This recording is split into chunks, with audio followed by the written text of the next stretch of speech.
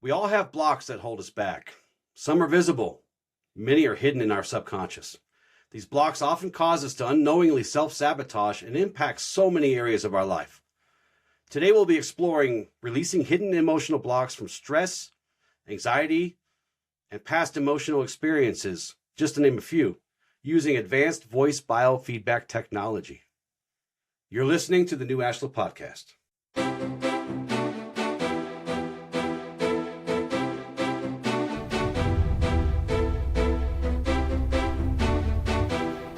Hello and welcome to the new Ashla Podcast, Embracing the Shadow Through Self-Mastery.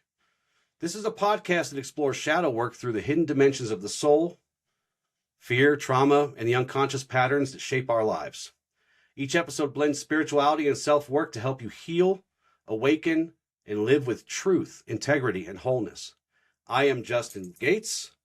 Joining me is my co-host, Michael Perry. Hey, fam. And today we're joined by a special guest, Mr. Deepak Chari, co-founder of the Chari Center of Health and the creator of the Life Transformation Technology Program. Good day to you, sir. Hello. Hello, Justin. Thank you for having me here.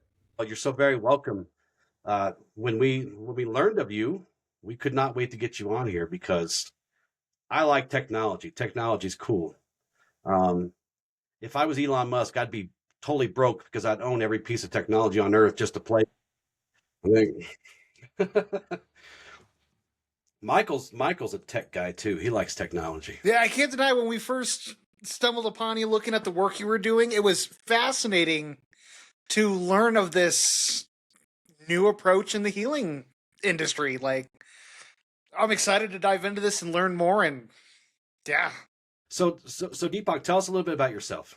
Okay, yeah. So my background is I'm an engineer and certified biofeedback specialist, specializing in this new kind of area, advanced voice biofeedback technology. I have a bachelor's and master of science degree in engineering. I became an engineer because my father was an engineer. That's the only reason I did that. And though engineers are supposed to be really left-brained, and a lot of my colleagues were, I was very right-brained, thinking outside the box and thinking in innovative ways, always since a young age.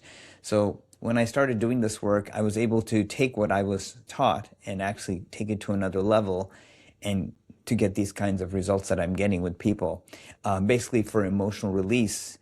Things that are holding people back in their life, anxiety, stress, depression, fears, phobias, emotional traumas, emotional triggers, emotional upsets, self-sabotage patterns, guilt, shame, regret, social phobia, social anxiety, what doesn't matter what it is. I get to the root of it. And I get to the root of it with a person's voice. Because with all the research I've done throughout the years, and I've been doing this work for 20 years, I found your voice is the most accurate reflection of what's going on in your subconscious mind. That is your limiting beliefs, limiting thoughts, negative emotions, negative thoughts, all of that. Your voice reflects that. Even if you don't yourself know what you're actually feeling, you might know some of it, Like you talk to someone, they say, "Are you upset about something?" "No, I'm not really upset about anything. I'm just a little pissed off that, my girlfriend broke up with me and I lost my job." And I was like, "Okay, so now you're more pissed off than when you were before?" No, you're always that upset. Right. But you were suppressing it. But you see, even if someone talked with a really soft voice, like a lot of my clients are women, majority actually, and some of them talk like this, and "How's everything going?" I asked them. "Oh, everything's a bowl of cherries, Deepak. Everything's smooth sailing, going good." I said, "Well, I know you're coming to see me for some reason, so if everything's good, then are you sure everything's good?" But you see, I've been doing this for 20 years, so though I use computer technology to analyze someone's voice to find out their emotional imprints, since I've been doing it so long, this computer in here, besides the physical computer, picks it up even before the actual computer does, so I get double confirmation. So I'll say to them, "Can you tell me what you're angry about?" "Deepak, I never said I was angry about anything." I said, "But I know there, because I've been doing this for a while, I kind of know something's going on." "Okay, you want to know the truth? My boyfriend broke up with me. That was unfair. That was unjust. He cheated on me with another, another girl, and then this happened, and then I'm like, okay, whoa, But I was able to pick it up. Here we are. Here we are. I was able to pick that up in advance, even though the average person, I mean, regular people wouldn't notice it at all. And Right. and there's even patterns in people that even they say they don't know they're feeling that I'll pick up. And so when I work on someone, I clear the issues emotional issues they want to address, but even things that they're not even aware of. And the thing is, these all come from our subconscious mind. So for your listeners and viewers, if they're not familiar, we have two minds. We have a conscious mind and a subconscious mind. And from my work, I mean, in general, 99% of our mind is subconscious. And some people say 95%. I think it's like 99%. 1% is the conscious mind. And just a general overview of conscious mind is like, okay, what are the things I have to pick up at the store? What are the things I have to do today? What things did I not do today that I have to do tomorrow? Like that kind of stuff. Or what are my Right. goals for the future, Right. right? That's conscious It mind. lives in the present with us now, right? The other one kind of lives everywhere else. Yeah, well, the subconscious mind is in past, present, and future. It's in everywhere. It's Right. not limited to anything. So in other words, every moment is in every moment. So with the subconscious mind, every thought, every thought, emotion, and expression or feeling in every aspect of our life, in every quadrillionth of a second, is stored in our subconscious, in every fraction of a second. Even if we don't remember what happened like 10 years ago, 15 years ago fully, our subconscious mind remembers every single thing from the time of our birth. And what I found, Justin and Mike, is that there are 4 phases after researching this extensively that we all go through. No exceptions. No one gets out of this. Okay. The first phase is when our parents decide to create us. They say, I want to create a child. Okay, I'm being kind of blunt, but this is how it works, okay? The parents say, I want to create this child, Justin or Mike, let's say.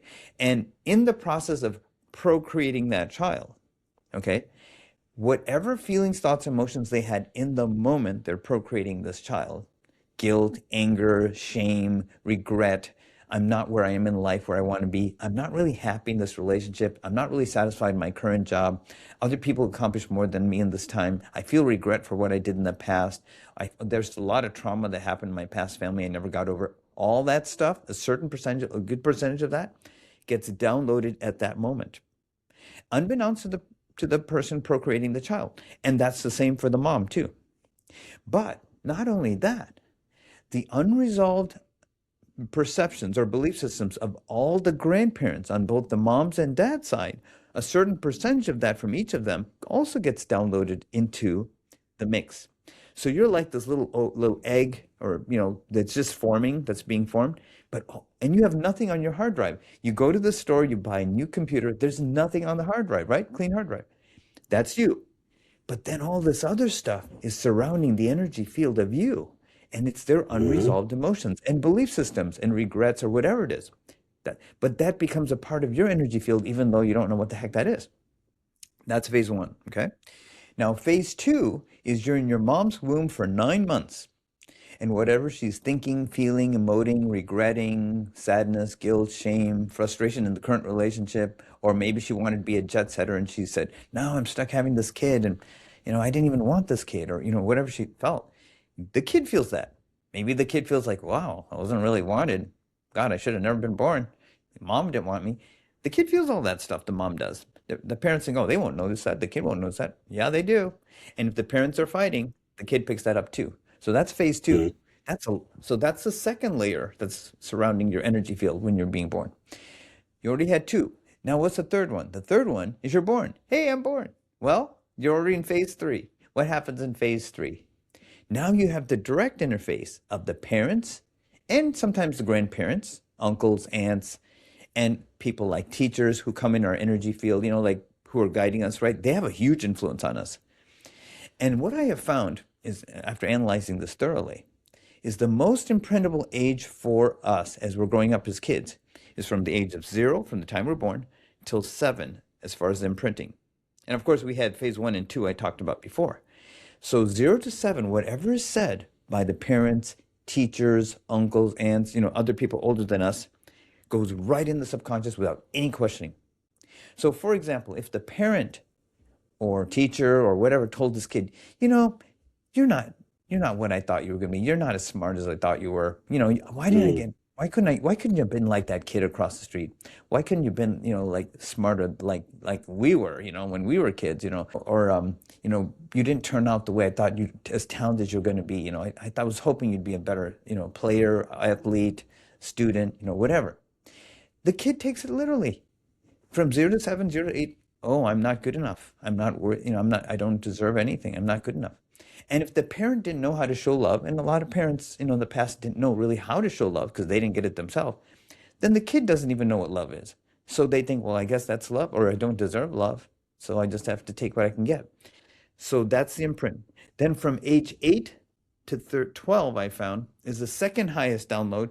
You question it a little bit, but pretty much you go, yeah, I guess I'm not really worthy of love or in success or even anything. So therefore, from 0 to 12, whatever happened in those years, that's the rose-tinted glasses of how you see the world from then on. It doesn't matter how many degrees you get, the level of managerial experiences, levels you get, whatever, you're going to see the world from that point of view. And you're going to draw things into your life that match that suppressed or emotionally challenged view of life too. And that explains why, and you get a lot of clients, women and some and men as well, but many of the women who say, Deepak, I'm a really nice person. I'm a compassionate, caring person. Why am I getting these narcissistic, manipulative, controlling, condescending men in this case, but it could be either way, in my life over and over again? That's not what I wanted consciously. Remember the 1%? Well, I said, two people are hand wrestling, 1% versus the 99%. And the 99% guy is a really strong guy. The 1% guy is a really skinny guy who hasn't worked out at all. Who do you think is going to win the hand wrestle? That's what happens with the subconscious. You say, I deserve this, I deserve that, I deserve that, right? With your affirmations. Subconscious said, no, you don't. Boom. Mm. So that's why. Right. So what basically they were programmed to think. Remember, I said, maybe the parent didn't know how to show love, or they told the kid that you're not worthy of love, or you don't deserve love, or you're a bad kid, or you're a bad, you just came out wrong. So the kid believes that. So they draw people like that. Or maybe the parents were fighting all the time, in physically, emotionally, and they got divorced in a very hard way. The kid thinks that's what a relationship is. So they draw those kinds of people in their life over and over again. Mm. That's phase 1, 2, and 3 I talked about, right? The one so far. Mm-hmm. But there's a phase 4. What's phase 4? Phase 4 is when you take what happened in phase 1, 2, and 3, which I just talked about, and you duplicate that in your own life, and you create your own challenging situations that your parents and grandparents even went through, and repeat in your life, and then into your kids' lives, and then your kids do the same thing. And like Groundhog Day, and this repeats over and over again. Right. So this program I have created literally clears those 4 phases. So you're liberated out of the matrix. You're literally flying on a totally different course than all your ancestors did, and creating a whole new future that was probably not going to happen because you would have done the same thing over and over again. So that's why I'm excited about what I'm doing with this work. It is very fascinating. I mean, lots of systems, both ancient and new, talk about energetic imprinting. I think a lot of us, at least those of us who travel in these similar circles, would agree that this energy is everything. Everything is energy, right? Energy connects everything. It permeates everything. It surrounds everything. It can't be destroyed. It can be transformed, but it can't be destroyed, right? So, as you said, you're stuck with all this bad juju, this bad energy. It's going to follow you around until you learn to transform it. Exactly. You're right. Energy's there. It's going to keep going. And if you don't do anything, it's going to keep repeating, right? What was that expression? If you do the same thing again, expecting a different result, that's just, you know what that is. Right. So insanity, right? So, but we're doing it all the time without realizing it unconsciously. We say, why does this happen? They say to me, Deepak, all the time. Why do I keep drawing these unfortunate situations? Why does my car keep breaking down all the time? Why at important meetings? And I'll say, well, I know it seems like it's your car going bad all the time, or something else, and some unfortunate thing, you miss an important opportunity, but it's created from you. You're projecting this unresolved energy within you, which is ancestral, and also from your childhood too, by the way, from 0 to 13, is projected forward and drawing that same thing into your life. So it's, I know, hard to believe for most people, but they're actually creating it without realizing it. I know when I started this journey, that was one of the hardest lessons for me to learn, or the biggest realizations I had. Maybe not hardest lessons to learn, but one of the biggest aha moments is realizing that I was the common denominator in all of these situations I went through. I thought it was luck. I thought it was just, that's the draw that I got. And it's like, no, I am the one who's bringing these situations over and over. I'm attracted to the same situations.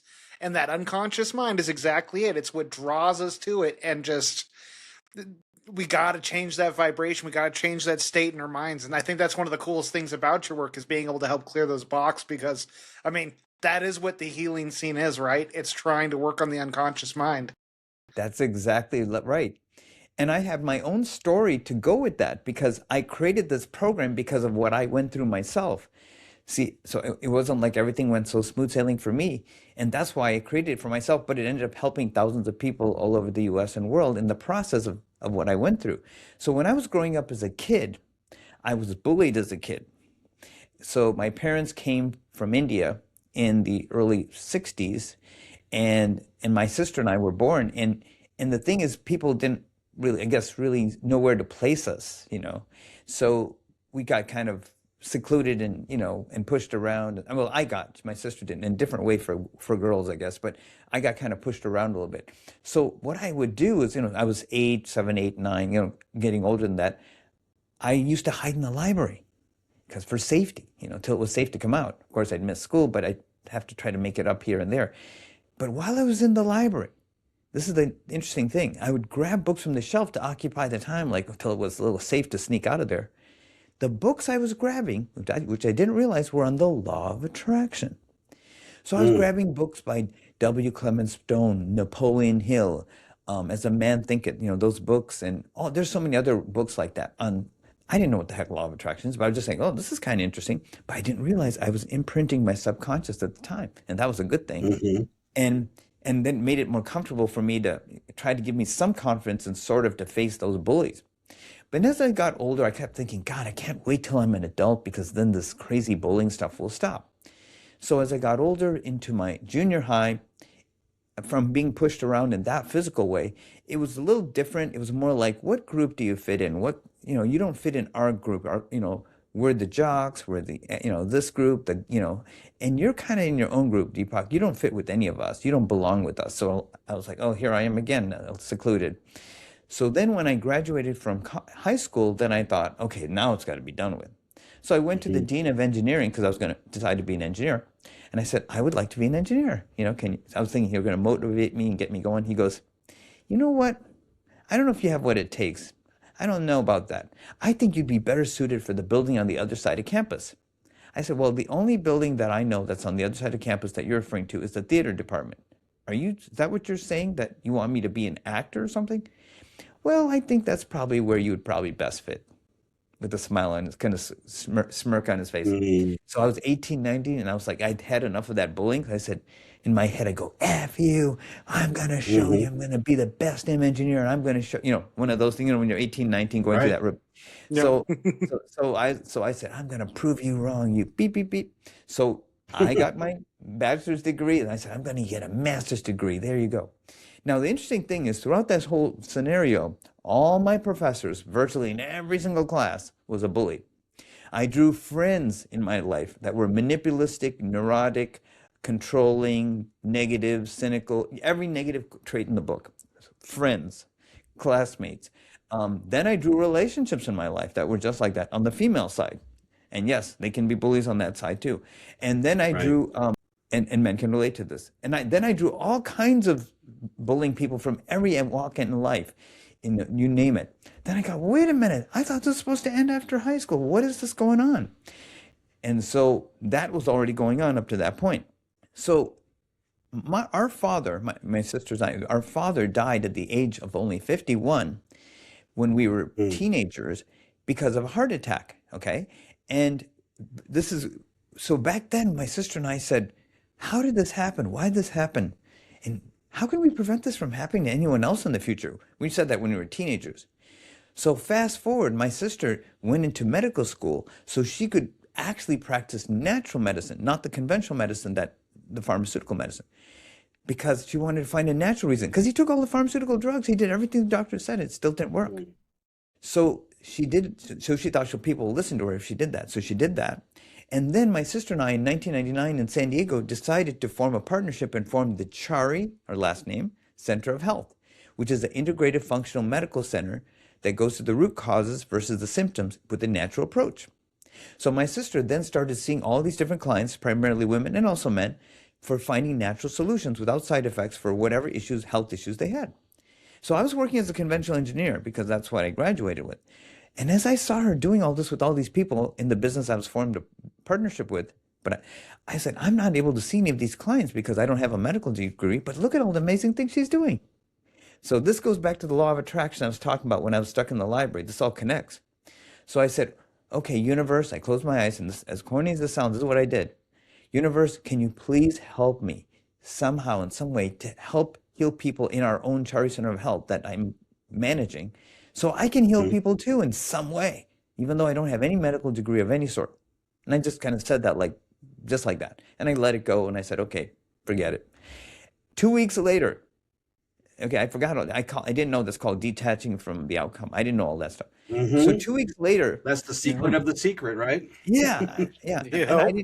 I didn't even know that, So a couple of weeks later, some friends came up to me and said, Deepak, this guy's going to be speaking in Santa Monica. At that time, we lived in San Diego, California, about how your voice reflects all your unconscious beliefs, limiting beliefs, negative emotions, limiting patterns. And most importantly, how certain frequencies and harmonics of sound and high-level scalar waves can be sent to the client to quickly and easily release those emotional patterns, regardless of how long they've had them.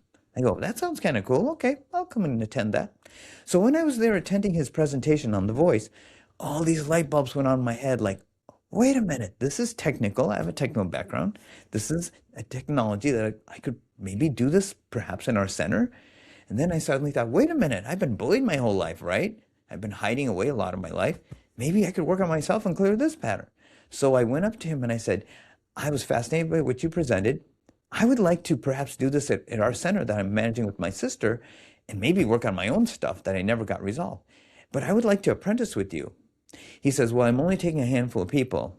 And I didn't realize I was in the right place at the right time because he only literally did a handful of people, and I was one of them, because after that he had health conditions and health issues, and he just decided, I can't do this anymore. He got very, very ill after that. But I was in the right place at the right time. Again, universe knows better than me. And once I got this knowledge, and he watched me in the trenches as I worked on people to clear their depression and anxiety and fears and emotional trauma and whatever it was, I cleared it. He goes, yep, I think you got it down. So then I said, well, I got this engineering degree. I hope I can do something with that. So I took that knowledge and I ended up modifying certain things he did, polishing things, streamlining it, making it more efficient. And I decided to call this new revised program of what he originally created, he created the software for it, my Life Transformation Technology Program. So that's why I created that.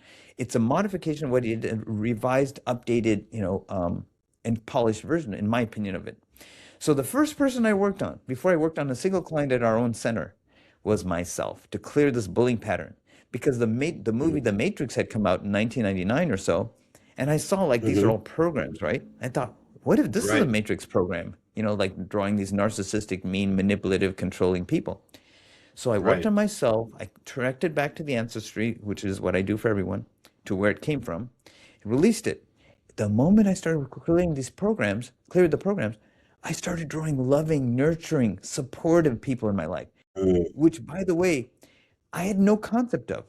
I had no concept of what is a nice, nurturing, compassionate person or caring person or support. I didn't even know what that is. Why do I say that? For anyone who works with me, that's the cool thing. Even if you say, well, Deepak, I don't know what a loving relationship is. I don't know what a friend is. I don't know what I don't know what that is even. How can I get it? It doesn't matter.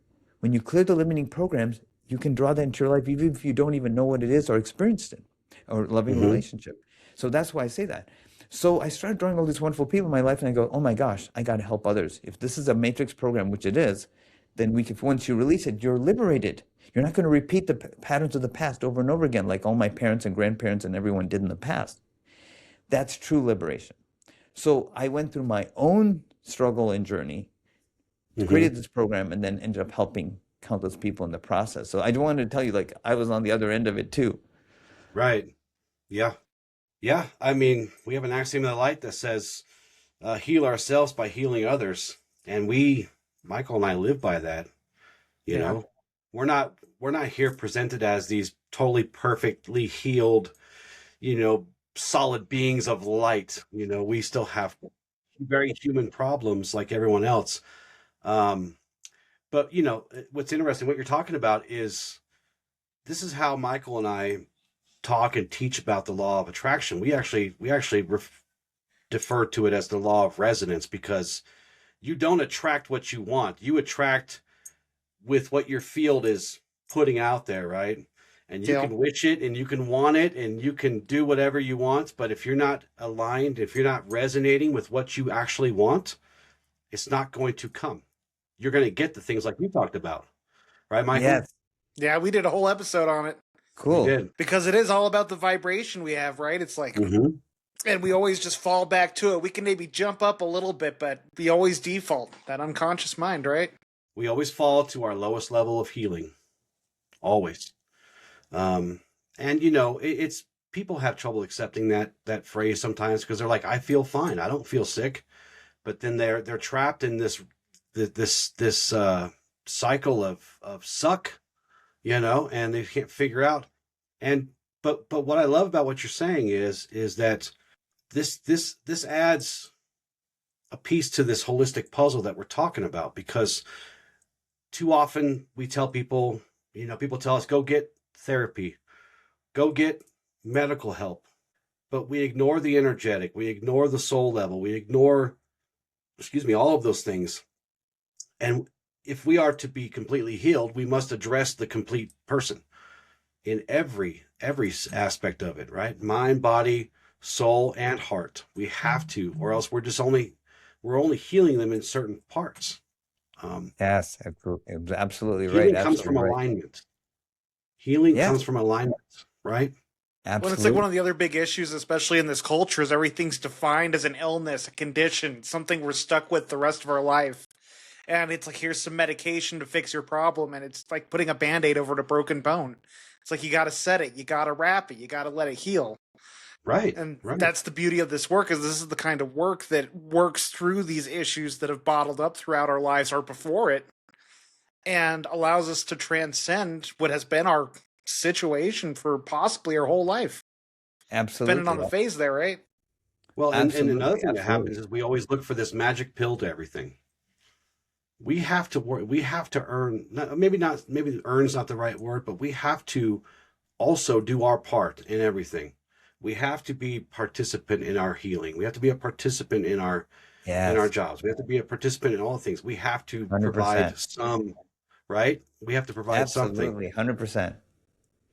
Yeah. So that's biofeedback. I think people they hear biofeedback and they think about the little machines that you stick on you, and the old school ones. Yes.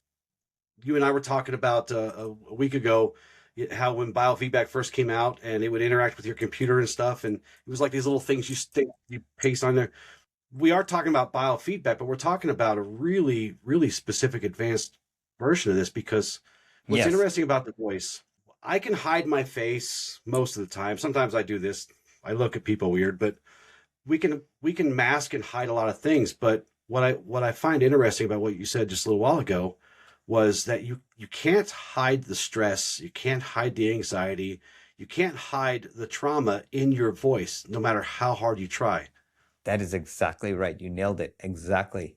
And by the way, that is also, following up what you said, Justin, why when people work with me, you will get a voice like you've never had in your life. The most harmonious, melodic, super powerful, super strong voice you ever had in your life. That's a side benefit. Some people come to me only for that reason, because they're top speakers, singers, authors, actors. I've had some of those kind of people come to me. I would like to tell their names, but I was licensed to sign an agreement I couldn't reveal. But trust me, you know who they are. And the thing is, they have their coaches. They have their people. But they're not able to help them because I'm going to a core, like they might teach them a diaphragmatic technique for, try this technique and use it with the diaphragm. So I'd be working with these these people who you, I guess, would know, everyone would know. But Right. and then their coaches would come to me and say, wait a minute, Deepak, I've been working with this person for 15 years. I've not been able to get these results. What diaphragmatic technique? I've taught them 20 different ones. What diaphragmatic technique did you use? Is there some new one I don't know about? I go, I don't know anything about any diaphragmatic techniques. Okay, so I was like, wait a minute. So what are you doing? I said, well, it has to do with this advanced technology with the voice. And wait, I want to come and experience what you did. Their coaches said that. So their Right, coaches right. even came to me. So, I mean, because and one other person who came to me said, you should be on, what's that, America's Voice? What is that one? That, Mhm. yeah, you should be that. You'd be the biggest secret behind there to get those people in. I go, well, you're absolutely right, but, but it's true. Because think of it this way. I don't know if either of you have ever played a musical instrument. Like, have you ever played the piano or learned it in high school or anything like that? I was a drummer, of course. I like to bang on things, so I play guitar. And guess what? I'm a drummer too. there you go. So I can relate to the drum. But I used to play in the orchestra in high school, and I used to be the whole percussion section, so I can relate. But I used to see all the other people the instruments played, and they would always tune everything with the piano and other stuff. So the thing is Right. this, the orchestra conductor, a piano basically has 12 notes. Even though there's Mhm. like hundreds of keys, for the person who doesn't know about these keys, don't worry about it. You don't need to know about this, but I'll just give you the crash course. So piano, there's 12 notes that repeat. So even though you see tons of keys, it's only 12 notes that repeat. So when I listen to a person's voice, okay, kind of simplifying it to a great extent, I'm listening for those notes. If someone has some emotional challenge that's holding them back, grief, anger, low self-esteem, low self-worth, depression, some trauma, overwhelm, it could be anything. Mhm. Different emotions, I have found over studying this, squash different notes on your keyboard. Mm. You have 60 trillion cells or more in your body.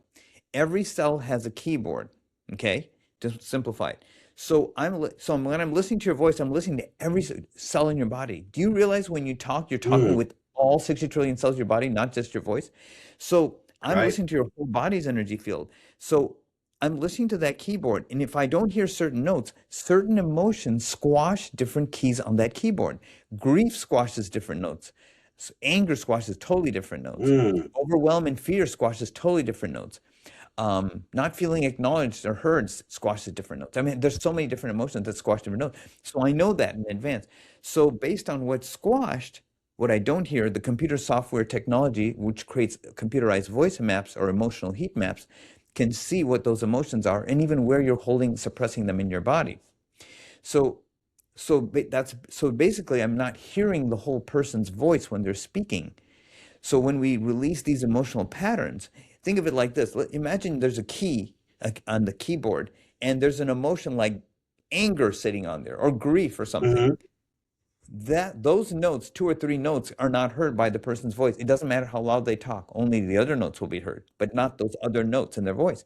So what do I do to release that? I've been angry about this for 30 years, 20 years, depressed about this for Mm. 40 years. Okay, so what I do is I reverse engineer it. I'll say, okay, I don't hear that note, so I'm going to resonate, like you said, Justin, I'm going to resonate that stuck note that's not playing, that hasn't played for 40 years or whatever years, and reverse engineer it regardless of that. And whatever was sitting on that, once the key starts playing because I get it to play, will literally be catapulted off of every cell and of the whole body, and it'll actually lift out of the person's energy field. And they'll feel it come out actually. And Mhm. and then that key will start to play again, that piano key that was stuck. So because when I create a harmonized environment, those unharmonizing thoughts and emotions cannot coexist in that harmonized environment by definition in this quantum physics. So they will have to leave. They'll have to vacate that hotel that they're not supposed to be Mm. staying in. They were not wanted guests. So literally they'll be kicked out. And how I can verify that is after I get that note to play and it kicks out that emotion, I will listen to their voice talking about the challenging situation that led them to be angry, upset, sad, depressed, whatever it is. But this time I'll hear the note in their voice that I could have never heard in 40 years before. And that's my confirmation that they've released the pattern. So I'll know in advance they probably released it. I'll say, well, how do you feel about that now? Let's say it was on a scale of 1 to 10, it was at the highest, like 10 of anger or sadness. as we do each round is like a couple of minutes at a time in an hour session, it'll start dropping, dropping, dropping. Well, now it's like a 7. Maybe it's like a 4. Now it's like a 3. Then finally, very minimal. They might have had this for 20, 30 years. So then once all the notes play, they will get a voice like they've never had before. So that's the reason why you get that voice like that. And it's very dramatic. I have an example I can share with you. Would you be interested to hear that? Yeah, but first, Go ahead. And I'm kind of inferring this based on what you said, but it's almost like you're saying that everybody that comes to you, they've never actually heard their own real voice before. Exactly. Nailed it. Are they like hearing it once you get it tuned in, are they hearing their voice for the first time? Like I'll give them exercises after the session. You are correct. Most people be very unconscious of their own voice, right? So I'll give them exercises after they release it. I'll go on my set, because I do this for a living for 20 years. I'll be like, whoa, listen to that voice, man. Wow, they should be a singer. They may not be a singer. They might be just like working in a cubicle in an office. But guess what? We're always talking to people. And guess what? Those same people who had those emotions, nobody really hears them at all. Like they're saying they say, Deepak, I'm giving all these great ideas and nobody ever cares about me or hears about me. They ignore me. And I say, well, you know why? Because you have all these suppressed emotions and squashing the notes in your voice. So even though you're speaking, they don't really hear you. And if they don't hear you, they don't see you either. It's the most common thing I hear with people. And I'll give a follow-up example unless you want to ask me anything. No, go ahead. Okay. Yeah. So there's this woman who came to my office, okay? She said, Deepak, I went through so many trials and tribulations in my life and struggles and abuse and physical and emotional and everything. And I conquered it and I got through it. So I wanted to create a program for other women so they could be empowered by what I went through so they don't feel like they're the only ones going through it. I said, that's cool. She goes, yeah, but I have a challenge. I said, what's that? I gave a presentation to this group of women. I created CDs, DVDs, all this kind of stuff about what I went through. And I gave a presentation. I thought, with the PowerPoint, I thought I nailed it. Nobody cared. Nobody stood up. No one even reacted. How could this be possible? So she came to me really upset. Can you take a look at my PowerPoint, Deepak? I said, well, that's not actually what I usually do, look at PowerPoints, but okay, I'll look at your PowerPoint. Okay, I'm listening to voice, not PowerPoint. But anyway, I looked at it just, so I said, okay, I'll make her happy. I'll look at the PowerPoint and said, yeah, okay, yeah, PowerPoint's fantastic. Okay, then what's going on? How come no one cared? I said, well, it's not the PowerPoint, ma'am. Then what is it? It's kind of you. I mean, it is you, not kind of you. And she said, what do you mean? I said, what do you mean? I said, well, when you're speaking to me about all the challenges you went through, I can barely hear your voice. And I do this for a living. If I can't hear your voice, I guarantee you your audience can't either. But there's a way out. And then I can be the way for you to get out of this. So then I explained how these are ancestral patterns. It came from your childhood, as I talked about those 4 phases. And I started clearing those imprints from her parents, her childhood, and then later on her adulthood. I cleared all those imprints and relationships. Then after I did that, I started hearing her voice resonant, beautiful, melodic. It was the opposite of that. And then I said, okay, I have an assignment for you. She said, what? I want you to go and do that exact same presentation to basically that same group of women you did before. I want you to do that. She goes, Deepak, that was the most humiliating thing I've experienced ever in my life. I've been doing this for 10 years and it's been humiliating every time. You want me to do that again? I said, yes. You are not the same person. You have a new reality. Trust me. And I want you to tell me what happens. So she went and did the exact verbatim from the PowerPoint presentation. The first time she did it, standing ovation. People standing on their feet, tears coming out of their eyes, the women in the audience, people rushing to her table where she had all DVDs and videos and stuff like that, selling them out like that. She came to me afterwards and said, Deepak, I've been doing this for like 10 years, nothing. Then after this, after you worked on me, everything, my whole life changed. I said, yes, because the shift was in you. And now everyone can hear and see you like they couldn't before. So that's why I say that. And that's why the singers and authors and actors come to me, because they lost the mojo. They have all these things happen in their life which affected their voice. So answer to your question, Justin, yes, you will get an outstanding voice.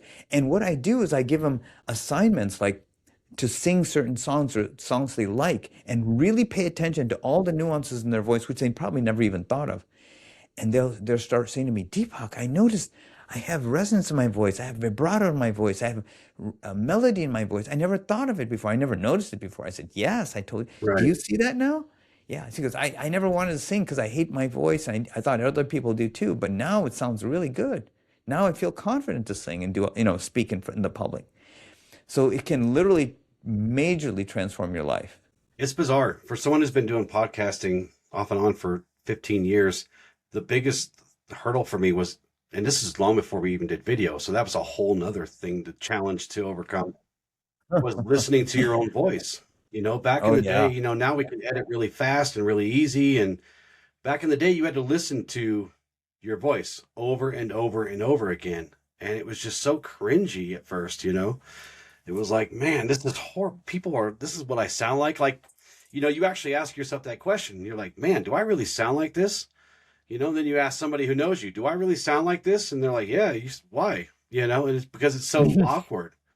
We hear ourselves talking. I hear myself talking right now, but to hear it played back to me, it's such a bizarre thing. Yeah. I never Yeah. thought about it when you used to do it that much. Yeah, because I know you edited a ton, but it's like even I get a little cringy when I'm editing just the little bit I have to. Like, I can't imagine having to re-listen and re-listen to the whole thing. Right. Yeah, and what's weird is, back in those early days, now I'm fine with my voice. It's fine. I don't mind hearing it because I've gotten used to it. Getting over the video, the first 10 videos we did that Michael made me do, those were a little cringy, but I've gotten over that too. But it's funny because you'll have, back in those days, we used to do like a whole panel and there'd be 2 or 3 or 4 of us. And I would not even go to their parts anymore. I would just go right to my parts and criticize the heck out of it and wish that I could change it and all this stuff because it just cringed me out so bad. But I thought everybody else sounded fine, but I'm used to hearing them projecting to me. I wasn't used to hearing myself projecting back to myself, which was bizarre. But anyway, so we're talking True. about vibration and harmonics and how powerful those are in the universe. For many billions of people on this planet right now, many of them will tell you that everything was created through sound, right? Yes. And 100%. God said, right? And then stuff was there. So Right on. it's crazy to me how we explore so far into space, but we haven't barely even touched like 20% of our oceans. Like there could be like dinosaurs down there or something. You know what I mean? Yeah. The same with this healing space, especially with the technology. All the technology focuses on our thoughts and our, these different things that try to measure our temperatures or our whatever. But we don't really look into one of the most important aspects of creation, which is harmonics, sound. Like we're all natural antennas for it. We all vibrate it out, right? And I just wonder why in the whole biofeedback sphere, if you will, why sound is such kind of like the stepchild. Nobody pays a whole lot of attention to it. Is it because Exactly. it's hard to figure out? Is it just too difficult for them to deal with, or what? Well, like you said, in the beginning was the spoken word or sound, right? And everything Right. came from that. And as you said, and I'm not a scholar in that, but as you said, right on. Because even if someone has, they said, Deepak, I have this complex, I was told I have, you know, ADD, ADHD, this. I say, okay, in my opinion, okay, and I'm not that medical professional, that's a label that you accepted or were given and you believed in that label. And I'm not here to comment on any medical stuff, but I'm just saying that these are labels. Basically, I look at it as sounds, as like you said. And I might hear a lot more in that sound than the person is saying, well, I have this issue. And I'm like, yes, but I also picked up this and this and this and grief and worry and fear and self-doubt and low self-esteem. I picked that up too. And I know you're focusing only on that and you want to clear that, but I picked up all this other stuff Right. too.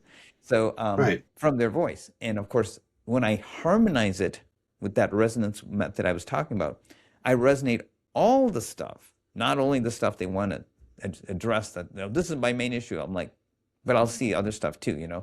So that's the cool thing. I don't have to worry about, okay, this person has this specific emotional thing he wants to address. I'll like, I'm going to look at the whole picture, the whole person, like you said, the whole resonance of the person. Is the person in tune with their life, with who they are, what they stand for? Hmm. Or are they saying something, but they don't believe it themselves? You see what I'm saying?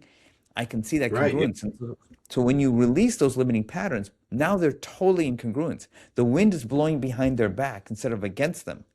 Instead of trying to tough it out, Hmm. I'm just going to like push through and yeah. You'll get burned out in a hurry if you do it that way. What Yeah. I do is turn it around so Yeah. the wind's blowing behind your back. That is, the subconscious is supporting you. And so you're Right. just going with that.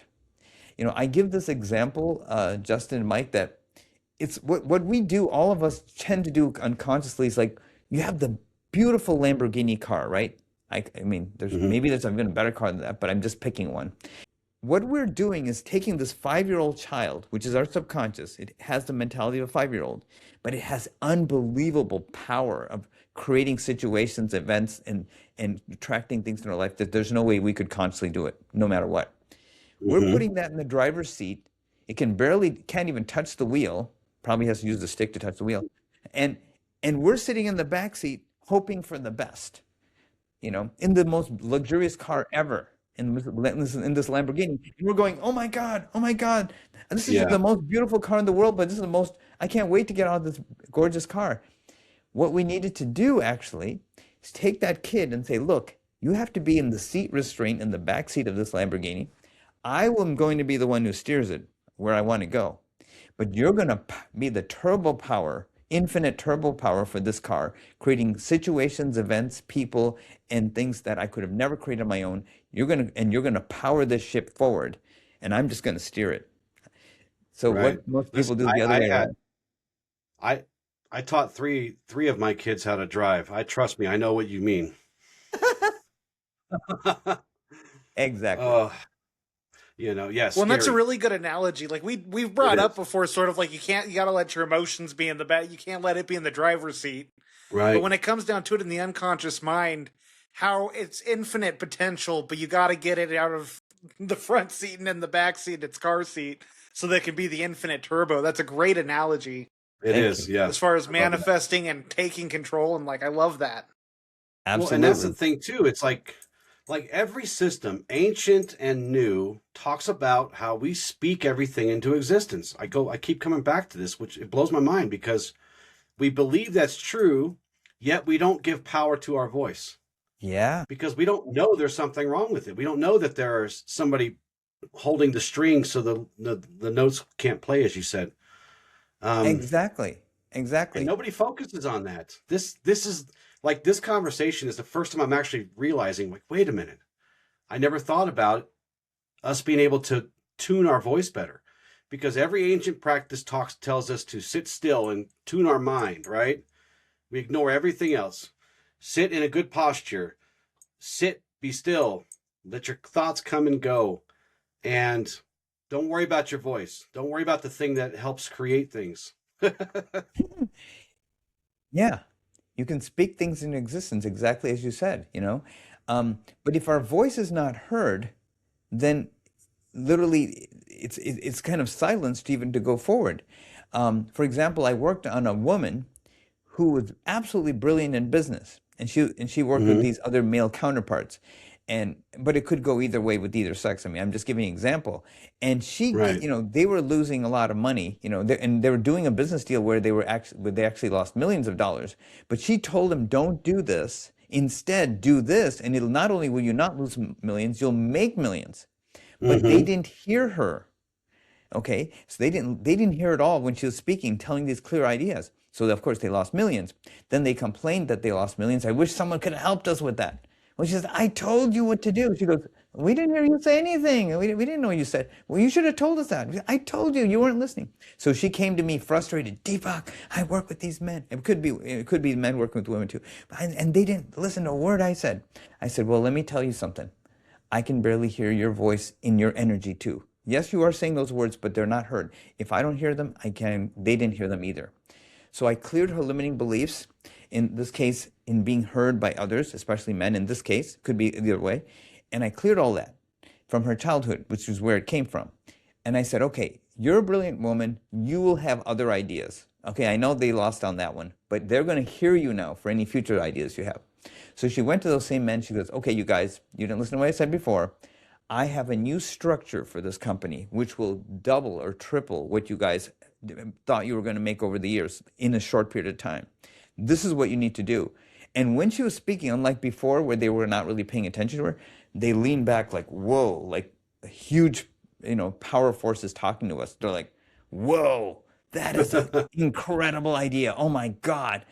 You should share ideas like this more often. I mean, this idea is nailing it. So then she came to me, Deepak, I see what you mean now. I said, yeah, see, you were finally heard, right? Yeah. So this time they heard every word she said. They didn't hear anything she said in all those years that she worked with them before. And this can go with us in any area, okay? Because when you're heard, you're seen. And yes, as you said, Justin, you can speak things into existence 100%. But if the emotions are squashing that energy, even if you do try to speak into existence, it can come out distorted. The energy is going out, but it gets distorted with the emotions and it comes out convoluted. So you don't get it in the way you wanted it. Does that make sense? Yeah, 100%. It gets distorted. So, Yeah, but once it's in harmony, like you said, in resonance, which is well said, then what you say, yeah, boom, boom, boom. Absolutely. Yeah. It's just, again, it blows my mind how we miss this. But Yeah. we're not taught very good things in our lives, are we? Well, isn't it true though? Like when you're growing up, or when you're going to school, like when I was, hiding from the bullies and all. But even in school, like, okay, don't speak unless you're spoken to. No, you don't Right. have permission to speak. Yep. No, I'm the only one speaking now. You have to listen. And for some older people I work with, like children are to be seen, children are to be spoken into, not heard. There's different Right. programs that were given to these kids. So they Right. internalize that in their whole life, even though they thought that was horrible what I was told, but they practice that in their whole life because it was programmed in their subconscious. Children aren't to be seen, not heard. So basically what I say doesn't matter. So their voice gets squashed, by the way, Right. even if they're speaking. So when I reverse and clear all those limiting programs, then suddenly they're seen and heard all the time, like the way it was supposed to be. Right. And I imagine they're not ashamed to be seen and heard anymore. Exactly. Yeah. That is right. A huge burst of once I release these limiting patterns, they feel confident to speak their truth. They're not like trying to just force something out before like they used to. They're saying it like, and they're totally congruent with it. I believe what I say. I'm in total congruence with what I say. I believe it. Even though that situation may not even have manifested yet, they're totally congruent with it, which is not how they felt at all before. And their ancestors didn't either, by the way. Yeah. It's amazing.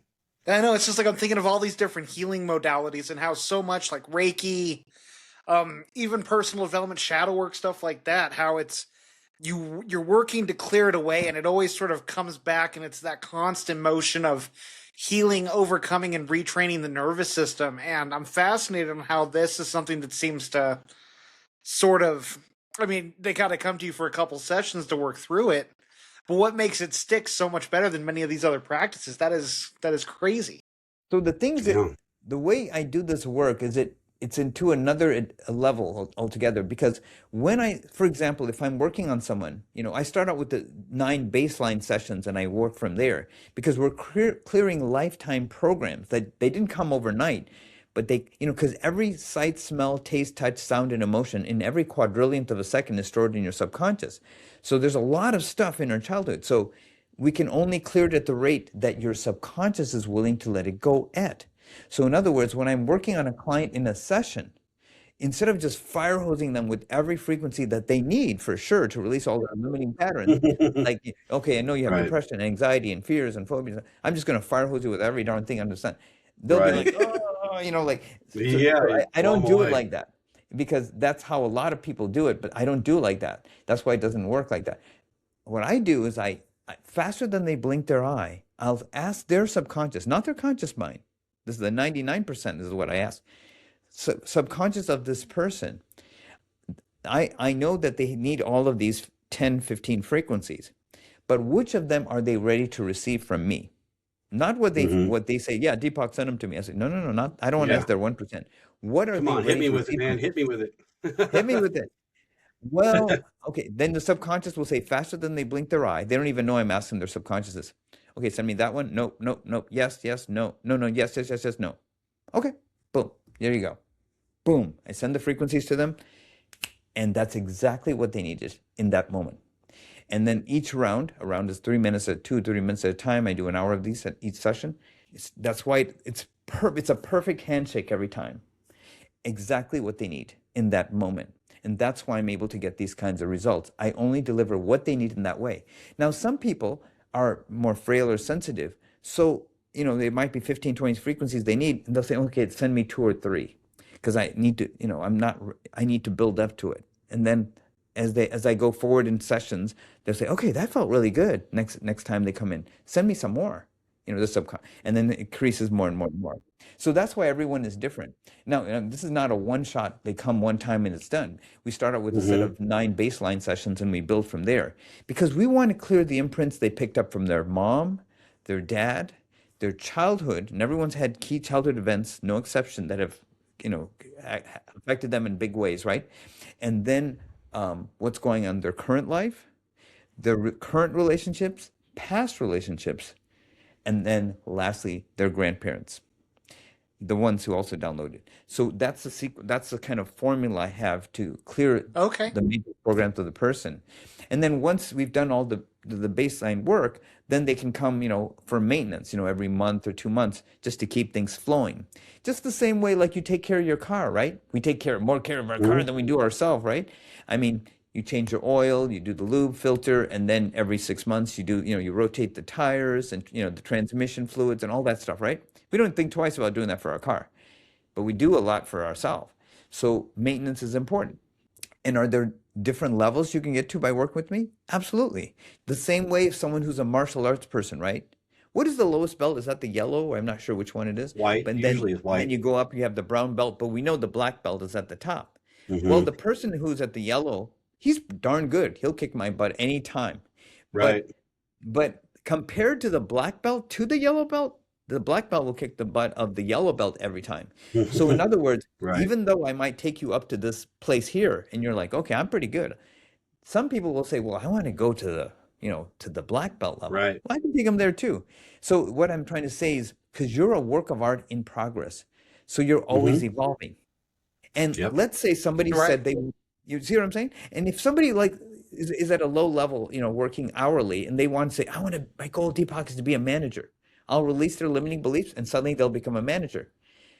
But they didn't have the skill level before. And they say, Deepak, I want to be a supervisor of all the managers. Okay, I'll work on you there. Now you moved up here.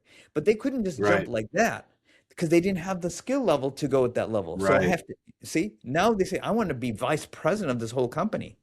Well, okay, now you're ready for the next level. You see why you can't just go like that? Yeah, it makes total sense. Yeah. Same thing. Exactly same thing. So for those out there who are saying, man, I really want to get into this. Walk us through, like, they hit you up and they say, they do the 15-minute consultation and they say, all right, they high five you and you guys start to work together. How does that process look? Do you send them something? Do you just walk us through that real quick so people can get a feel for what they do. Absolutely. Great question, Justin. So in other words, let's say they say, we do the 15-minute complimentary consult, which I offer everyone. There's no obligation. And then I can find out what your goals are, what you want to achieve. I customize my program for each person's unique issues, whatever they want to achieve. I'll help take you there. So once we figure out what a strategy of what they want to do in their life, then what I do is I say, okay, to work with me, all you need is a laptop with Windows. There's a free app that I will send to you. You download onto your computer. You need a headset with a swing down mic, which has to be a USB headset. I'll tell you which one to get. It's like $20. And there's a device that I, as a practitioner only, can send to you that delivers these state-of-the-art frequencies in the harmonized way that you plug. It looks shape of a hand, and you plug it with the USB into your computer also. During the sessions, you place your hand on that. Your hand is the energy center. They call it a chakra. And you place your hand on that, and I send the frequencies that the person needs, that their subconscious says it wants, into their hand, and it goes into all 60 trillion cells of your body and resonates all those keyboards I talked about earlier in today's presentation to perfect harmony. So that's what you need to work with me. And I do the sessions through Zoom, personally. So I can see their face and see how things are So shifting. they don't have to be where you live. They can do it Not literally at from all. anywhere. It's totally remote. You can do the whole sessions from the comfort of your home, or even if you're traveling, wherever you are. That's the cool thing. Hmm. You don't have to travel in Right. traffic and all of that to come to my place. You can do it from anywhere. I've worked on people all over the U.S. and world in many countries. So from the comfort of your home, we can clear whatever it is that's holding you back in your life very quickly and easily. Each session's an hour. Now, when I do the first session's an hour and a half, because the first half hour of the first session, I will actually take you into an altered state and map out your conscious mind voice map. It's called a computerized voice map, subconscious mind voice map, and then a voice map of your parents and a voice map of your relationships and of your grandparents. This is called like a family ancestral imprint tree. I'll have a computerized form of all that. I'll show the client that, and it'll explain to them why things happen in their life the way they did, and what imprints and patterns even I'll quantify of those emotional patterns that they picked up from their mom, their dad, and even their grandparents that led them to how they think themselves.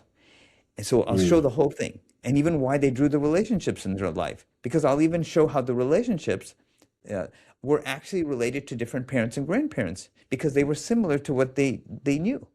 They would, and they go, "Oh my God, you're right. That person was just like my grandfather, or my father, and it might be a combination of different people." So once I explain all that to them, I say, "Okay, now that you understand that, now in the same first session, let's start working with either mom or dad. You pick which one you want clear. We got to work on both of them, and then we start the clearing process." Generally speaking, I started with a baseline of 9 initial sessions because it takes about 2 sessions in general to clear each parent. But of course, if there was abuse and other stuff, and unfortunately with some people, a lot of people that I've experienced, they had that too.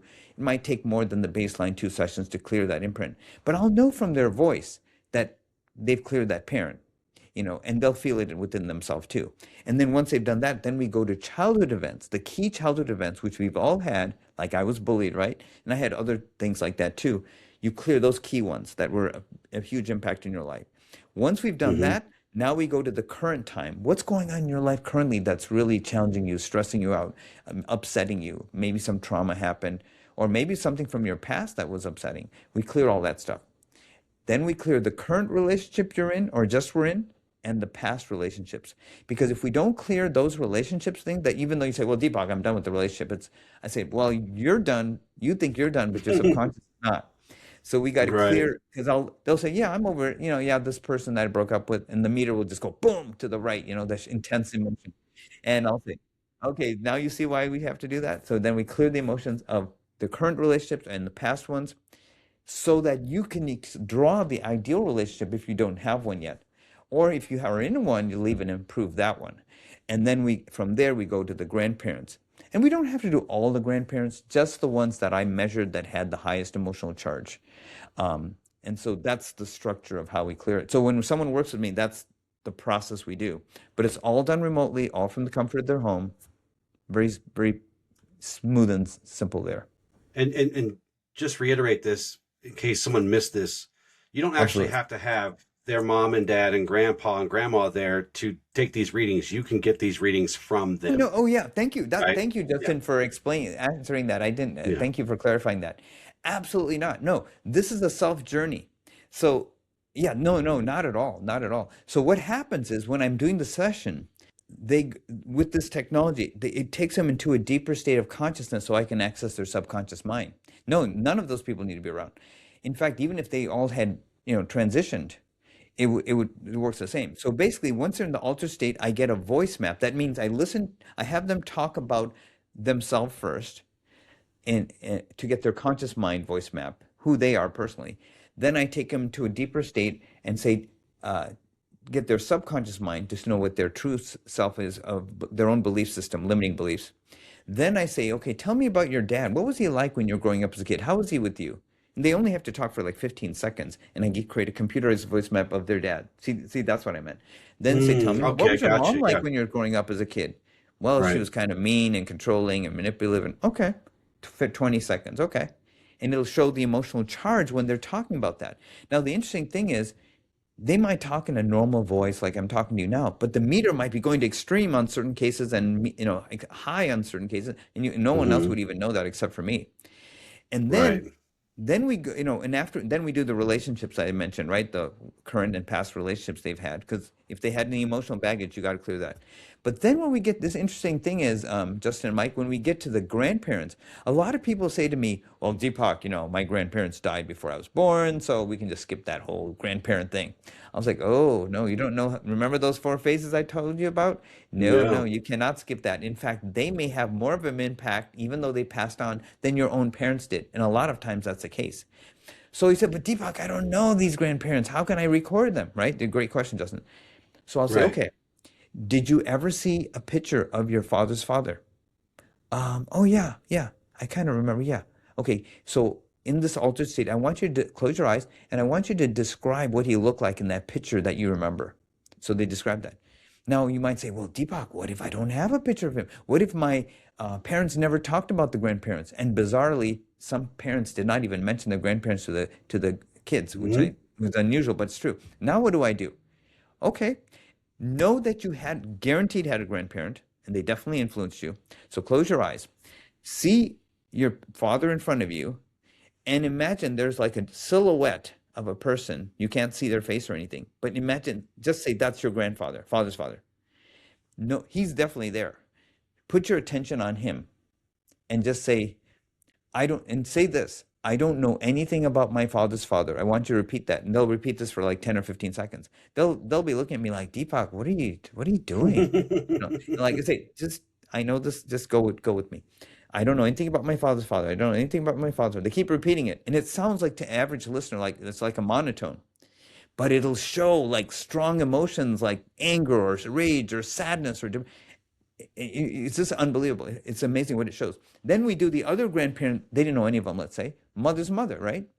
I don't know anything about my mother's mother. I don't know anything about her. I don't know anything about them. They just see their mom and see a silhouette in front of it, and they focus on the silhouette who's their mother's mother.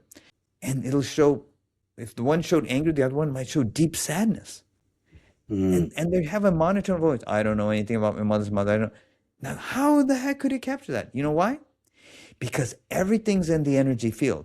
It has nothing to do with the person themselves. All, Hmm. all the all of the energies in the energy field, the parents, grandparents, all that. So you're accessing when through your voice, that's how powerful it is, information from the field, the quantum field, from their voice when they talk about the person. That's why I tell them to focus on the silhouette, even though they don't know, that's my mother's mother, but I don't even know what she looks like. And it's every Right. time it captures the energy of that person. Isn't that cool? That's It's beyond crazy. cool. It's beyond That's cool. crazy, right? It's crazy.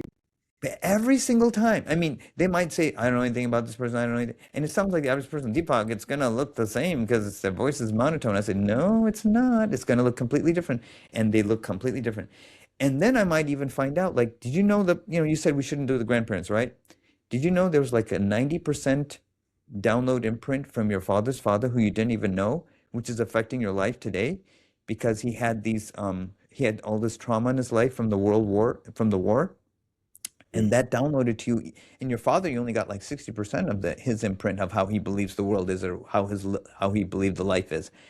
But you got most of it from your grandfather. That's why your life was like that. Mm. It was interesting. My mentor, who I learned this from, said he worked on a man, okay, who would always take money and hide it in the mattress all the time. And his wife was saying, "What are you doing? Like, this is weird. This is crazy." But he did it and he didn't even know why he's doing it. Well, when he worked on him, my mentor, who I learned this technology from originally, he found out that his father or his grandfather was in the Depression. And that's exactly what he did. He would hide money everywhere because, whatever, he didn't want anyone to come and steal it. So that Right. imprint downloaded to him a couple of generations later, and he did the same thing. So when he cleared that imprint from him, he completely stopped that pattern. And he goes like, "Oh, what am I doing? Chef, no, this is crazy. I'm not going to do that anymore." So So if we don't clear these patterns, I mean, there's a tendency in high probability we're going to repeat the patterns of the past, even though we say, no, I'm never going to do that, Deepak. I'll never do that. Well, not just And I'll repeat tell them, them, but pass them on, apparently. Pass them on to others. correct. You will also pass them on. Right. Those four phases I talked about. Yeah. That's wild. Michael, that's wild. Well, and it makes me wonder, it's like if you were to go through the process and remove these blocks, would then that avoid your children picking up on it, if I'm following you correct? Yeah, that's right. 100%. You nailed it. Absolutely. That is true. Because remember, the parents are downloading to the kids in real time. So if, and I was talking about 0 to 13. So as I'm clearing them in real time, the program, even if it was a negative program before they're getting from the parents, depression, anxiety, fears, emotional trauma, I'm overwhelmed, I don't know how to deal with stuff, and I clear it, the kid picks up the shift that the parent had, and it rewires the kid automatically because they're still in an imprintable age. But let me tell you an interesting story, though. You might think, well, what if my kids are older than 13? So I had somebody who asked me that, like, what if my kids are in their 20s? Could it still help them if you work on me? So here's a case. I said, well, I know 0 to 13 is the imprintable age. This is what I've studied. But this is interesting. I worked on a lady who was a famous author, and everyone loved her. But her kids, who were in their 20s at that time, treated her like horrible. They ignored her, didn't do anything for her. They lived at home also with her, but they didn't do anything to help her in any way, shape, or form. Okay? So she was really upset. She said, Deepak, my kids are so disrespectful to me. I have all these fans, but not my own kids. They treat me like crap. I mean, this is horrible. So I said, well, let's see. Maybe you're projecting something unconsciously from your childhood. So I cleared all these imprints from her life, parents, grandparents, childhood, all that stuff. Then this moment I started clearing all this stuff, that son came up to her and said, one day, Mom, I've been acting like a jerk with you. You asked me to do stuff, clean the garage, put out the garbage, do these things. I was acting like such a jerk, so mean. A lot of people don't even have a mom, or even if they have a mom, they're not nice like you are. I was taking you for granted. I'm so sorry, Mom. I'm going to clean up my room. I'm going to take out the trash all the time. I'm going to organize the whole garage for you. You know what? I'm just going to take care of that. You don't have to even ask me. I'm just going to do it on my own. I'm going to mow the yard. I'll pick up the leaves. You deserve it, Mom. I'm so sorry. I was acting like a jerk with you. She's like, who's this kid? Then the daughter, who didn't know the son said all this on another day, said, Mom, I've been acting like a real jerk with you. I mean, I should be so lucky to have a wonderful, inspiring mom like you. You actually inspire me. I'm so sorry I've been so ungrateful to you. I've been acting so mean. Please, can you please forgive me? I'm so sorry. I promise to help you out and help you in any way. Can you please forgive me, Mom? She's like, what? She said some other words I can't share right here, but trust me, she was pretty surprised. So She woke up in the I twilight can zone. believe it. yeah, exactly. So then I saw, wait a minute, I knew 0 to 13, if I work on the parents, the kids immediately will shift. But here, look at this, right in front. I mean, this happened right in front of my. But then another thing is, I worked on people who are much older than even that lady, who had kids in their 40s and 50s, and even they started shifting to a certain extent, even though they're kind of became on a certain course. Even they kind of shifted in how they acted towards their parents before. They were kind of rough and mean, and they were kind of much nicer and smoother than before. So I was like, whoa, so it's still working forward then, So I just wanted to share that with you, that yes, carrying on your great question, Mike, it even went beyond that age, I found, which is pretty cool. Yeah, it's crazy. Are there any, so we've been walked through a session. We kind of know what to expect. Kind of after we find a good baseline for somebody, are there complementary practices you encourage them to do, like meditation or something? Is there anything that you tell them to do that kind of aids in that process? Yeah. So the cool thing is, when I do these sessions with people, I pretty much take care of the main issues at hand. So what I do, though, is what I found, you're right, I found to take it to another level. Like you're getting an A at school, if you want extra credit, you want an A+. What I tell them to do is and I tell everyone, I have everyone do this, get a journal, call it your daily experience journal, and start with, when the first day of the first session, put today's date.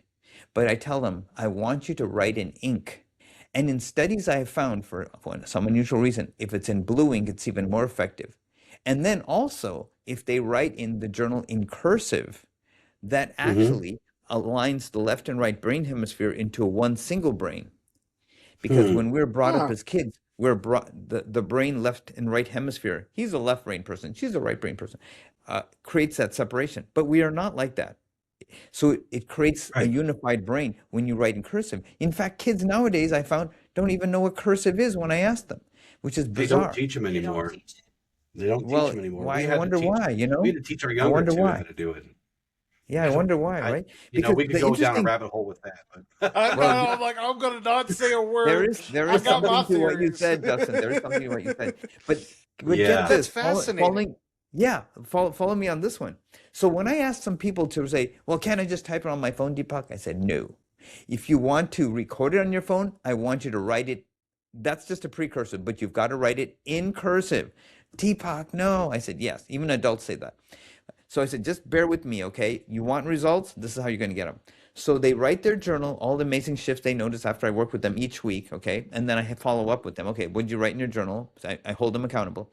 Now, the first time some of these adults were writing their, because they're used to printing, right, or typing on their phone, their journal in cursive, it took them like, they wrote only a few lines and it took up the whole page. And it was like, it looked like a fourth grader wrote it, actually, Right. to be honest with you. So they said, Deepak, it's taking me forever to write this. And look how many pages it took. I said, yeah, just hang with me. Just stick with the plan. So they did it week after week. The second week, it took half the space, what used to take a whole page to write. The third week, it dropped to half of that. And it was kind of sloppy too in the process, but it got more refined. By the fourth week or so, it looked very neat and it was on the line itself. Mm. So what does that mean? That means the hemispheres are unified into one brain. They're thinking as one brain. They're getting everything structured in their life. It actually shifts everything that we're doing in the sessions to another quantum level. It's the things that you don't notice that make the That's biggest difference, crazy. isn't it? Yeah. Right? It's And so that's one thing I do. And then the second thing I also have them do is I'll tell them to pick a song that they really like, that really inspires them, and find the lyrics to that song, okay? And then I said, I want you to sing that song to yourself. I go, I don't, Deepak, my voice is horrible. I don't want to. So that's, well, if you want to know that you want to get extra credit from me, that's what you got to do. I'm going to hold you accountable. So they find the song, they find the lyrics to the song, and they said, I want you to sing it to yourself, not to anyone else in the family. Just go privately into your car or room and sing it to yourself. And I want you to write in your journal, what did you notice in your voice? The tonalities, the pitch. Yeah, there you go. The tonalities, the pitch, the meter, just what did you notice? So they start doing that. And when they pay attention to their voice, now you're going inward and it goes to a whole nother quantum level. And that I found when you do those steps I described, it takes it to a whole nother quantum. The shifts happen even faster. And the other thing is when you write it in your journal, the shifts you're noticing, it imprints it in your subconscious because you think, some people think, oh yeah, Deepak, I remember what you covered in session 1. I said, well, what did I cover in session 1? It was really awesome. I didn't write it down. That used to happen. So I don't let that happen anymore. So now I'll have them write everything down and I'll say, see, you thought you remember, you didn't. Because you won't remember it. So when you write it down and then when you review what you wrote down, like even a few weeks later in sessions with me, you'll go, oh my God, that happened? This happened and I released this and this? Oh my God. And when you realize that, when you see that in the paper, it goes, it expands your subconscious to a whole nother quantum level. This is what I found. So in answer to your question, yes, if they do those steps, it takes it to a whole nother quantum level. I mean, I even had a guy who's supposedly had this perfect memory. And even he said, I'm not going to do this, Deepak. And I said, okay, you're making a big mistake. And he was, because he couldn't remember all the shifts from every session. He could remember everybody else's name and stuff, but he couldn't remember because it's deep in the subconscious. See what I'm saying? Right. Well, and I imagine like the ego, it fights to protect itself in some way or the other, right? Correct. Yeah. The subconscious, we think wants to make us successful, but it actually wants to keep us safe, what it thinks is safe, even if that's a self-sabotage pattern keeping us in unfortunate situations. So when we start getting excited and started going up and up, it says, okay, put the air conditioner on. It's getting too hot. And then when we start getting too cold, okay, put the heater on. So it keeps us in a box, thinking it's keeping us safe. Right, right. So what I do is familiar is safe. So what's that? Familiar is safe. You know? Familiar is safe. Yes. Familiar is safe. Even if it's bad stuff. And for most of us, Even if it's bad stuff. Even if it's a horrible relationships, even if it's a horrible kinds of people or events or situations, Even though you think, well, Deepak, why would my subconscious want that? Well, it thinks it's keeping you safe. It doesn't know any different. So that's why when I work on a person, I listen for that, and I just like raise this bar to a point where it thinks, oh yeah, yeah, that's how it normally was. Yeah, yeah. I educate it to think that way till it finally expands to a whole nother level. Okay. Wow. Yeah, yeah. this is amazing work. Thank you. And you know, I'll ask you this, and you may not know the answer to it. But a lot of these, I don't know, I have a better word for them, so I call them like these spiritual technologies, these things that help us kind of tap into that side of things. I don't know if there's a real word for that or not, but many of those have some sort of bridge to the esoteric, some kind of ancient thing. Is there anything you could think of from then that would bridge to this kind of technology now? Maybe Well, like, this technology is actually taking the collection of everything from the past and mhm, all and basically into the current time, all that right, knowledge from the past into the current time, because it's based on harmonics and sound hmm, and just like the pyramids, like everything has a certain structure to it and frequencies and Fibonacci. It right, incorporates all of that into one. And the voice is how everything is put together. And when the voice and harmonics are in resonance, basically all of those things, like you said, are mentally, emotionally, spiritually, emotionally in balance. So the voice is a reflection of that. So what I'm doing is actually all the stuff the ancient people talked about adapted to our modern day today. So you can, basically I take a person to like a Zen-like meditative state in a very short period of time that even in 20, 30 years, they never could achieve that. They might get up to here, but I right. take them down to Right. here, and that's where the master control room of the subconscious is. But it's like a very eloquent elevator I take them in, and they don't even know. A person could come off the street, they don't even know what the heck meditation is or anything, and I'll Right. still get the same results with the person who's a Zen master or who's meditated for 40 years. And I've worked with people like that too. And the funny thing Mm. is that when I work with people who have done meditation for 40 years, they say, Deepak, I've been meditating for 40 years, so like you can probably take me to the next level, so I don't need to go through the baseline that you take everyone through. I said, oh, I have to explain something to you, sir. Everybody starts out the same with me. There's no, it doesn't matter how many That's years of crazy, experience. man. Yeah. You're you you're paying me to help me through this. You know what I mean? Let me help you through this. That just seems crazy to me. That'd be like if you go get your tires put on your car and you're like, hey, we'll just skip the whole putting new tires on thing. Let's just clean them up, Just let them do their job. That seems crazy to Well, Yep. me. I know some people say this to me, so I have to say, okay, time out. Crazy. Before we go further, this is the way it's going to be, okay? Because you have to just let me take it from here. And then what happens is the funny part is, they meditate for 40 years, so they think they have a step ahead of everyone. Well, I found out that they may have even more rage or anger than the regular person who doesn't even know anything about meditation. And they They're might just have better only at gone to this suppressing it, huh? level of, was that? Yeah, they may Yeah, have they're only just gone better to at this level suppressing of it. meditation, even with all those 40 years. And if you do the same Hmm. thing I always did, in expecting a different result, but I That's take them right. down to here where the actual issue is down in the master control room down here, you Hmm. see. So then I say, then they, when they work with me, they go, oh, I see what you're saying now, Deepak. Okay. So so that's the thing, like you practice something, but if you practice only going this far, that's great, but you didn't go to the level you really need to get to. And this is a very eloquent process that I can take anyone there. It doesn't matter what experience they had or what knowledge they have, in a very short period of time. So it's taking all the stuff from the ancient times and answer your question and applying it in a very straightforward but eloquent but super powerful way at the same time that can totally change your life. I know as you described that, I pictured sort of like an iceberg, and I always look at healing like this, especially for those who are not aware or there yet, where it's just like they're looking at the tip that's above the water, and it's like, I see what I got to work through. And lo and behold, underneath the water is just this mountain. That is Basically, a yeah. fan that Mike, you just nailed it. That is a fantastic example analogy of what the conscious mind and subconscious mind is. Right on. The iceberg part above the water is the conscious mind, like you brilliantly said. And that huge iceberg that no one sees, that we don't see ourselves or know is there, is the subconscious. but it's huge. It's running our whole life, whether you realize it or not. And then you end Most up running people a are, ship into it, huh? yeah, yeah. Most people have 1,000-mile-an-hour wind, the subconscious going the opposite direction, and they're trying to tough through it. And I go, why don't we just take that wind and put it behind you? You know, Right. then you don't have any effort. You don't have to struggle to push through it. You'll just be pushed right where you want to, effortlessly. Right. So we've been talking about this amazing technology, and I would love to know all your secrets, but I don't want you to give them out over the air, right? Michael, did you have any more questions for Deepak? No, you got my curiosity though. I'm not gonna lie, I'm gonna be reaching out to you as well.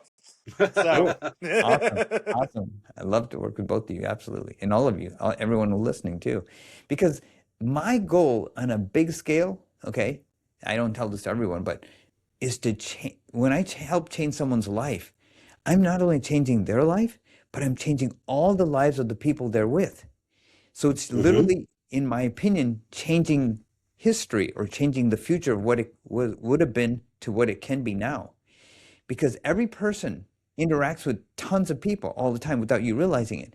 But if you had a shift within you, your energy with each of those people is completely different. So the reality is also different with all those people compared to how it would have been. So it's changing the future course of everything. That's my big mission on a big scale. As above, so below, right? And how Beautifully that said. relates That's to us. exactly right. What's inside resonates out.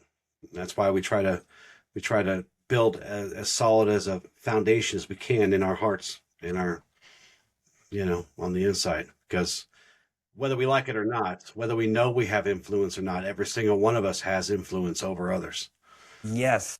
Just Very many of important us don't point. want to have the responsibility of it. That's the tough part. I know we were just talking about in the last episode how it's just ripple effects. How every action we have ripples out to other people. You never know who you're going to impact, but every action, every choice, everything we do has a ripple effect. People get hung up in the morality of it. So it's like, don't worry about morality, just take responsibility, and it'll change the perspective of how you act and how that's going to resonate out to others. That's exactly right. But it's been a great conversation. I really, really appreciate you joining us. Yeah. So let the people know where they can hook up with you, where they can find you on the great interwebs. Absolutely. Thank you. So if someone wants to find out more about my work, or most importantly, do a no obligation 50-minute complimentary session with me, all they have to do is go to the website, www.fast, anxiety, ANXIETY, help, HELP.com. fastanxietyhelp.com. And once they go to that website, they can learn a little bit more about what I do.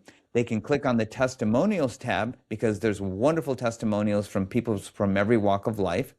And you can see you can see who you connect with there.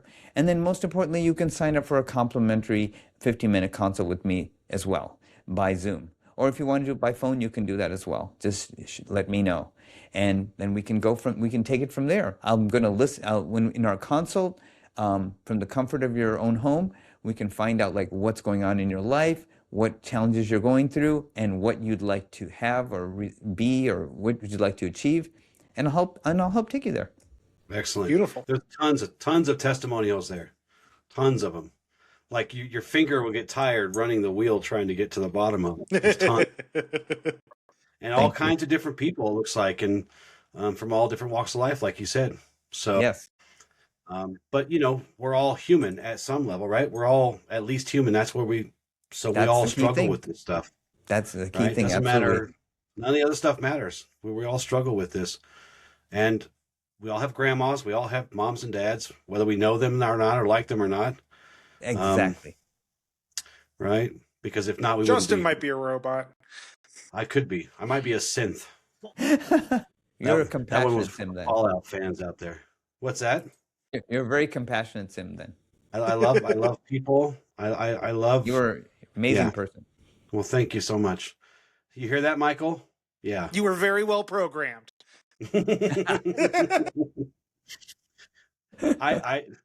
Michael will tell me that I'm too stoic for my own good sometimes, but Yeah. I don't hear what he's saying, so he needs to go through a session with you. I don't hear him. I might start getting a lip on me, though. That might be dangerous. That's okay. That's okay. So thank you guys so much for joining us today. We really appreciate it. All the links related to Deepak's work will be in the show notes, show summary. What do we call it, Michael? The show notes. The show stuff. It'll be down there where all the other links and stuff are. Yeah, Mr. Deepak, thank you so much, sir. I really had a good time. My pleasure. This is Thank great. you for having me. We'll be in touch, and I hope I wish you great success this year.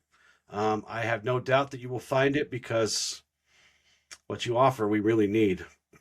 We don't Thank get you it. We so don't much. can't get anywhere else. So, Mike, thanks a lot, buddy. Appreciate your help today. Of course. Yeah, thanks, Mike. You're awesome too. Well, thank you guys. With love and gratitude, ad lucem. Ad lucem.